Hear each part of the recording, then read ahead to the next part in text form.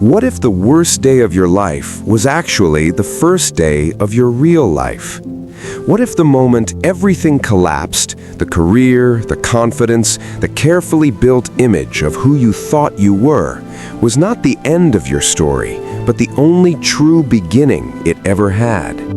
This is not a story about a lucky break. It is not about talent, connections, or being in the right place at the right time.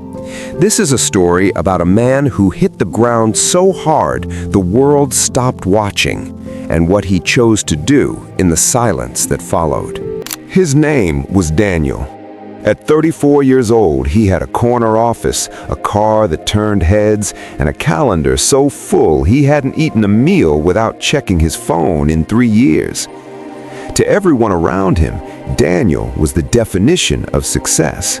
He spoke at conferences, he mentored junior colleagues. His LinkedIn profile read like a highlight reel that other people pinned to their vision boards. But there is a particular kind of exhaustion that expensive clothes cannot hide, a hollowness behind the eyes that no promotion can fill. Daniel had been running for so long, he had completely forgotten what he was running toward. Then, on a Tuesday morning in March, ordinary, gray, unremarkable, everything stopped. The company restructured. His position was eliminated. His access badge stopped working before lunch. He sat in his car in the parking garage for 40 minutes, unable to move, staring at the concrete wall in front of him like it owed him an explanation. He drove home to an apartment that suddenly felt like a museum of a life he no longer lived. The suits in the closet, the awards on the shelf, the motivational quotes framed on the wall, all of them mocking him now, whispering the same unbearable question: who are you without all of this? The first week was the hardest. Not because of the financial pressure, though that would come, but because of the silence. Daniel had spent over a decade filling every quiet moment with noise, meetings, notifications, targets, deadlines. Now, there was nothing. He woke up each morning and the day stretched out in front of him like an empty field with no path. He scrolled through job listings for hours without applying to a single one. He called old colleagues who were kind but busy. He ate cereal for dinner twice in 1 week, not because he couldn't cook, but because deciding what to eat felt like one decision too many. Depression, it turns out, doesn't always arrive loudly. Sometimes it settles in quietly, like dust. It was his younger sister, Maya, who changed something. She didn't offer advice, she didn't send job listings or motivational videos. She simply dropped off a plain black notebook at his door with a small note tucked inside. It read, "Write one true thing every morning, just one." Daniel stared at the notebook for 2 days before opening it. On the third morning, at 6 a.m., unable to sleep, he uncapped a pen and wrote the only honest sentence he could find inside himself. "I don't know who I am when no one is watching." It was 7 words, but they cracked something open, something that had been sealed shut for a very long time. Something shifted after that first sentence. It wasn't dramatic. There were no sudden revelations, no lightning bolt moments of clarity. But the next morning, Daniel opened the notebook again. He wrote 2 sentences. The morning after that, 3. Within 2 weeks, he was waking up before his alarm, not out of anxiety, but out of a quiet, unfamiliar pull. He had stumbled onto something that psychologists have studied for decades. The act of writing your thoughts externalizes them, makes them visible, and in doing so, strips them of their power to control you from the inside. Daniel didn't know the science. He only knew that for the first time in years, he was starting each day by listening to himself instead of performing for everyone else. Around the same time, he started walking.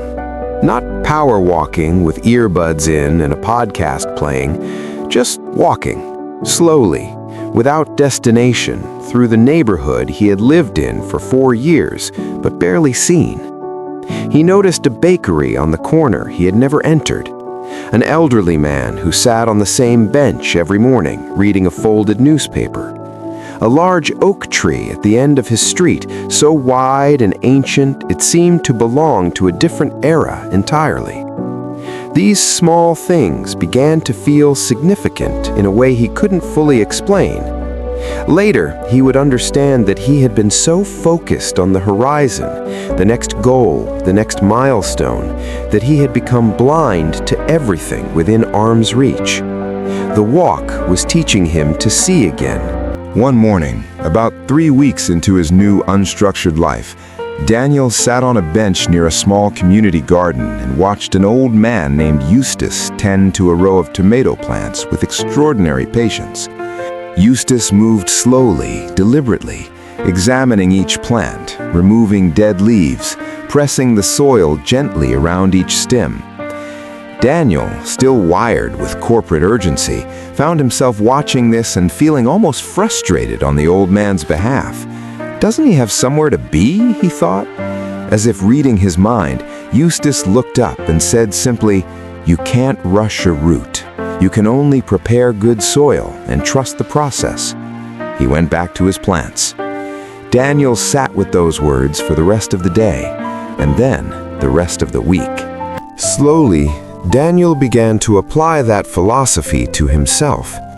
He stopped obsessing over rebuilding his career and started focusing on rebuilding his foundation. He reached out to an old friend who taught evening art classes, not to network, but just to attend. He signed up for a community cooking class on Thursday nights. He started reading books again, not business books with actionable steps and bullet points, but novels, stories about people navigating love, loss, and meaning. He was, without fully realizing it, reconstructing the inner life he had abandoned in his 20s when ambition became his only compass. Each small thing he did added one quiet brick to a wall he couldn't yet see the shape of, but could feel growing stronger beneath him. 8 weeks after losing his job, Daniel sat down and wrote a letter to his former self, the version of him that had sat in that parking garage, paralyzed with shame. He wrote, "You built something real, but you built it on top of yourself, and when the structure fell, you thought you fell with it. You didn't. You were always underneath it. You were always still there." He never sent the letter. There was no one to send it to. But the act of writing it closed something, a wound he hadn't even had a name for until that moment. Grief, it turns out, is not only for people.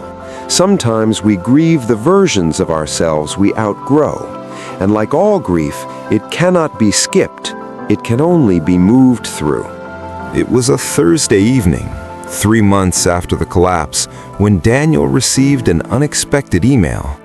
A small nonprofit organization had found a short article he had written years ago, a piece he had posted on a forgotten blog at 26 about leadership and community mentorship. They were looking for someone to help train young professionals from underprivileged backgrounds. The pay was modest, the title was unimpressive. By every metric his former self would have used to evaluate an opportunity, it didn't qualify. But something in his chest said yes before his mind could talk him out of it. He replied within minutes. That single email would quietly rewrite the entire second chapter of his life. He started the following Monday. The room was small, 12 young people between the ages of 19 and 24, sitting in plastic chairs, most of them tarrying a guardedness in their eyes that Daniel recognized immediately. It was the same look he had seen in his own mirror 3 months earlier, the look of someone who has been told in one way or another that they are not quite enough. Daniel didn't open with a PowerPoint presentation. He didn't list his former accomplishments. He pulled up a chair, sat among them as an equal, and said, "I'm going to tell you about the worst Tuesday of my life and why I'm grateful for it." The room went still, and for the first time in years, Daniel felt exactly where he was supposed to be. Over the following months, something extraordinary happened. Not in a headline-making, award-winning way, but in the quiet, irreversible way that real change always moves. One of his students, a 20-year-old named Priya, launched a small tutoring service for children in her neighborhood after Daniel encouraged her to stop waiting until she felt ready. Another student, Marcus, who had failed his professional certification twice, passed on his third attempt after Daniel spent 2 Saturday mornings helping him reframe failure as data rather than identity. These were not viral moments, no one was filming them, but they were the kind of moments that compound, that spread outward in ways that cannot be tracked or measured, only felt, years later in the lives they quietly transformed. A year after that gray Tuesday in March, Daniel sat at a small wooden desk. Not a corner office, not a showroom of status, just a desk by a window with morning light coming through. The notebook Maya had given him was nearly full. He had started a second one. He still walked every morning. He still tended slowly to the small things, his relationships, his curiosity, his honesty with himself. He had taken on more work with the nonprofit and had started writing again, this time for people instead of performance. His income was different, his title was different, his apartment was smaller, but when he looked in the mirror now, he recognized the person looking back at him. That recognition, that quiet, unshakable sense of being at home inside your own life was something no salary had ever given him, and no restructuring could ever take away. Here is what Daniel's story teaches us, and what the most enduring wisdom traditions in the world have tried to tell us for centuries. We do not find ourselves in our greatest moments of achievement. We find ourselves in our moments of unraveling. It is not the promotion that reveals your character. It is the parking garage. It is the cereal for dinner. It is the plain black notebook and the 7 honest words you write when no one is watching. Starting over is not a punishment, it is an invitation, one that most people are too afraid to accept, and a rare few are brave enough to walk through. The question is never whether life will ask you to begin again. The question is whether, when it does, you will be willing to discover who you truly are on the other side of everything you thought you needed to be.